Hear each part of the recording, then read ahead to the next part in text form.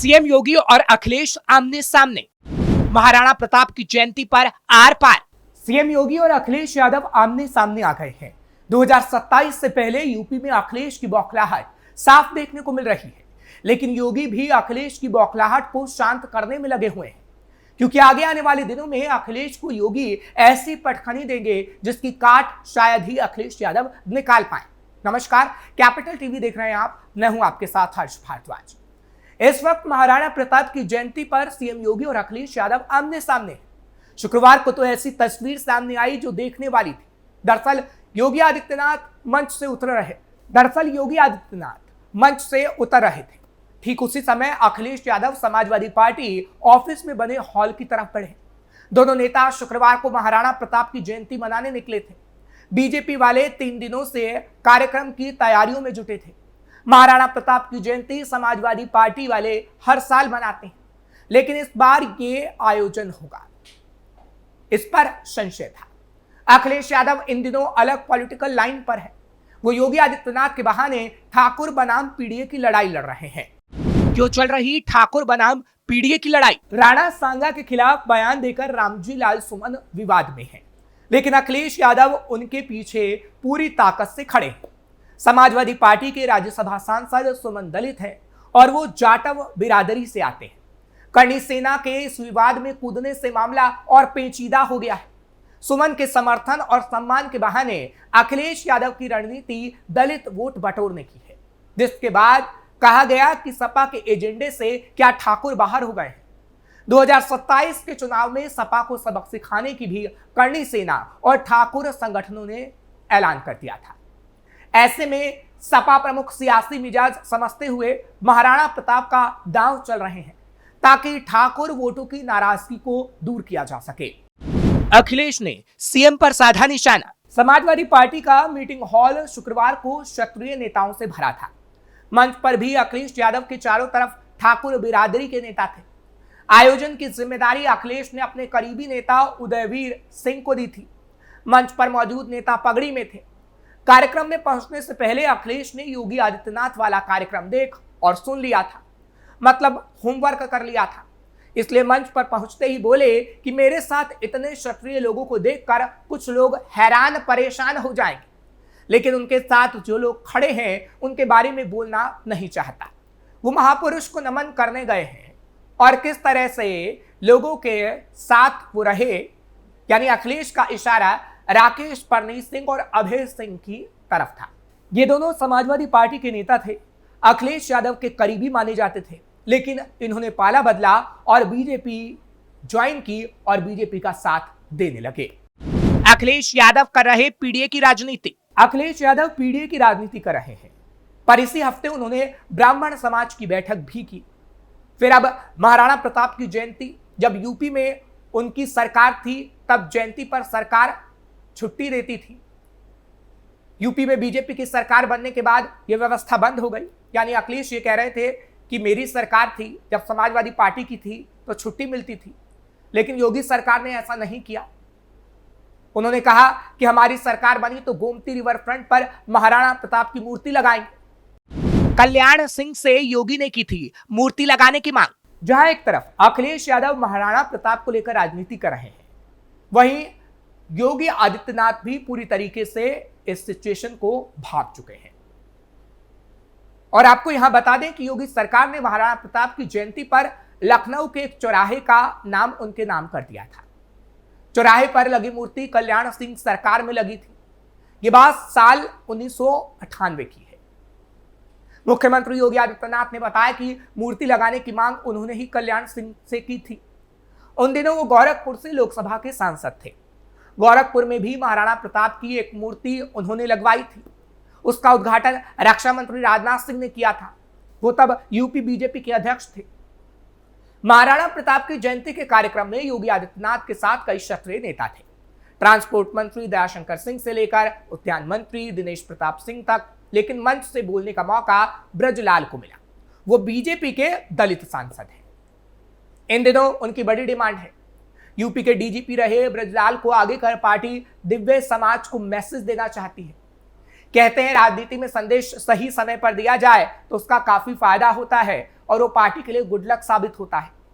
यानी अखिलेश यादव के दलितों और ब्राह्मणों को साधने की रणनीति की काट योगी निकाल रहे हैं। हालांकि योगी हो या अखिलेश, दोनों 2027 की रणनीति पर इस वक्त काम कर रहे हैं। यूपी में ठाकुर वोटों की क्या है ताकत? उत्तर प्रदेश में भले ही 5% ठाकुर समुदाय की आबादी हो, लेकिन उनकी सियासी ताकत उससे ज्यादा है।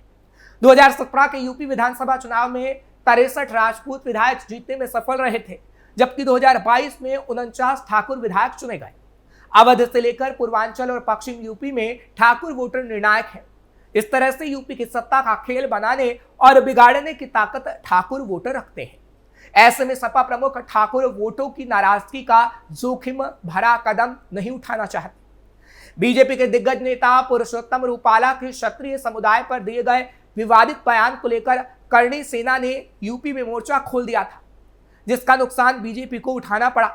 वैसा ही माहौल राणा सांगा पर रामजी लाल सुमन के द्वारा दिए गए बयान के बाद हो गया है। ठाकुर समाज के लोग सपा के खिलाफ खड़े नजर आ रहे हैं। इसके चलते ही सपा डैमेज कंट्रोल करने में जुट गई है, जिसके लिए महाराणा प्रताप का सियासी दांव चला जा रहा है। सपा क्या ठाकुरों को साध पाएगी? मुलायम सिंह यादव ने सपा का गठन किया तो यूपी के 3 बड़े वोट बैंक को टारगेट किया गया था, जिसमें यादव, मुस्लिम और ठाकुर हुआ करता था। इन्हें 3 समाज के सहारे सपा राजनीति करती रही है। ठाकुर सपा का परंपरागत वोटर माना जाता था। मुलायम सिंह यादव ने जब जनता दल से अलग होकर समाजवादी पार्टी बनाई तो मोहन सिंह, अमर सिंह जैसे दिग्गज ठाकुर नेताओं को साथ रखा।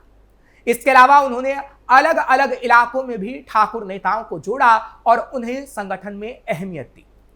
ठाकुरों का एक बड़ा तबका मुलायम सिंह यादव को पसंद करता रहा है और ठाकुर अमर सिंह के साथ आने के बाद सपा की ठाकुर राजनीति में तेजी से विस्तार हुआ।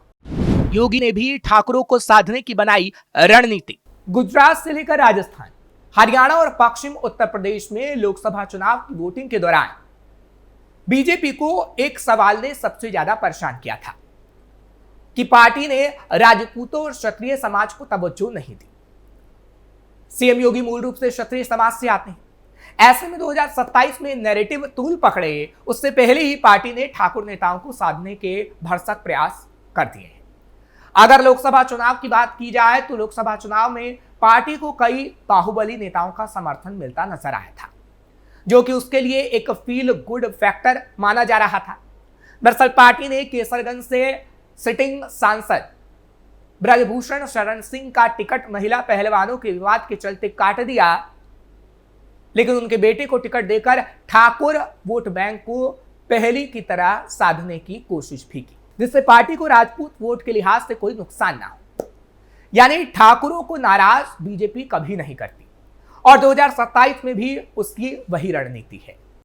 बीजेपी दे रही ब्राह्मण और ठाकुरों को तवज्जो। पिछले दिनों यूपी के जिला अध्यक्षों की सूची जारी कर दी गई थी। इस घोषणा में कई जिलों में नए चेहरों को मौका दिया गया था, जबकि कई पुराने नेताओं पर भरोसा बरकरार रखा गया। इस कदम से पार्टी ने संगठन को मजबूत करने और सामाजिक समीकरणों को साधने की रणनीति को स्पष्ट किया था। जिला अध्यक्षों की सूची जारी होने के साथ ही उत्तर प्रदेश बीजेपी में प्रदेश अध्यक्ष के चयन की चर्चा तेज हो गई थी। यह कदम पार्टी के आगामी चुनावी तैयारियों की दिशा में महत्वपूर्ण माना जा रहा है। दरअसल बीजेपी ने सभी प्रमुख जातिगत समूहों को संगठन में शामिल कर सामाजिक आधार को मजबूत करने की कोशिश की। कुल 70 जिलों और महानगर अध्यक्षों में विभिन्न वर्गों को प्रतिनिधित्व दिया गया था।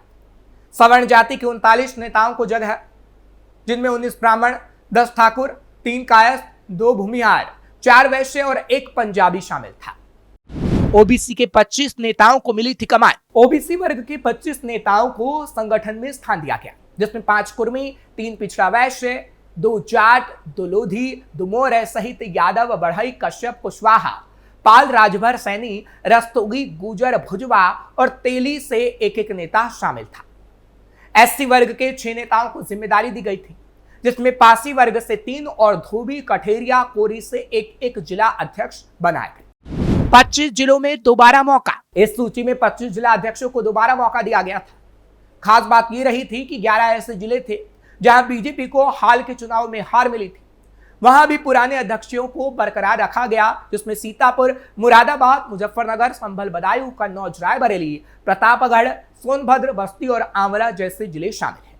बीजेपी ने इस बार युवा नेतृत्व को बढ़ावा देने पर भी ध्यान दिया है। 70 जिला और महानगर अध्यक्षों में से 68 की उम्र 60 साल से कम है। ये कदम पार्टी की उस रणनीति का हिस्सा माना जा रहा है जिसमें संगठन में नई ऊर्जा और गतिशील पाने का लक्ष्य है, और अखिलेश के सपनों को तोड़ने का भी। क्योंकि अखिलेश इस वक्त पीडीए के भरोसे बैठे हैं, लेकिन इस वक्त योगी आदित्यनाथ सभी जातियों को साधने की कोशिश कर रहे हैं, और 2027 से पहले ही योगी की पूरी रणनीति बन गई है, जो कि अखिलेश को पूरी तरीके से पटखनी दे सकती है। फिलहाल आपको ये खबर कैसी लगी कमेंट सेक्शन में जरूर बताएं। खबर को लाइक शेयर करें, कैपिटल टीवी को सब्सक्राइब करना ना भूलिएगा।